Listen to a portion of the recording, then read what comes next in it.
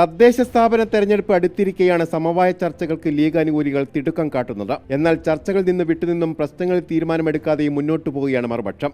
മുശാവറ യോഗത്തിന് മുമ്പായി ഇരുവിഭാഗവും തമ്മിൽ ചർച്ച നടത്തി സമവായ നിർദ്ദേശങ്ങൾ സമർപ്പിക്കണമെന്ന് നേരത്തെ തീരുമാനിച്ചിരുന്നു. ഇതിന്റെ അടിസ്ഥാനത്തിൽ കഴിഞ്ഞ ദിവസം ചേളാരിയിൽ ചേർന്ന യോഗത്തിൽ പല നേതാക്കളും പങ്കെടുത്തില്ല. ഇതോടെ പ്രശ്നങ്ങളിൽ സമവായത്തിലെത്താതെ പിരിഞ്ഞു. ഇന്ന് മുശാവറ യോഗം ചേരുമ്പോൾ അഭിമുഖീകരിക്കുന്ന പ്രധാന പ്രതിസന്ധിയും നേർക്കുനേർ നിൽക്കുന്ന രണ്ട് വിഭാഗങ്ങൾ തന്നെയാകും. CIC വിഷയം സമയബന്ധിതമായി പൂർത്തിയാക്കണമെന്നതും മഹൽ ഫെഡറേഷൻ തെരഞ്ഞെടുപ്പിലുണ്ടായ വെട്ടിനിരത്തലിന് പരിഹാരമുണ്ടാവണമെന്നതുമാണ് മുശാവറയ്ക്ക് മുന്നിലെ പ്രധാന പരാതി. 100ാം വാർഷികാഘോഷ സ്വാഗത സംഘം, സുപ്രഭാതത്തിലെ നിർണായക സ്ഥാനം തുടങ്ങിയവ മറുവിഭാഗവും മുന്നോട്ട് വയ്ക്കുന്നുണ്ട്.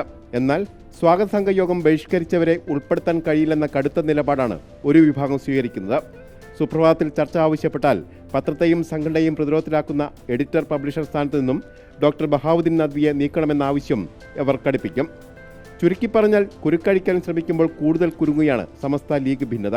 തെരഞ്ഞെടുപ്പ് നടക്കുമ്പോൾ വാർഡുകളിലെ ജയപരാജയങ്ങളിൽ നിലവിലെ ഭിന്നതയും തുടർപ്രവർത്തനങ്ങളും നിർണായകമാകും.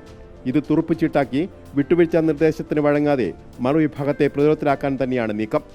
റിപ്പോർട്ടർ, കോഴിക്കോട്.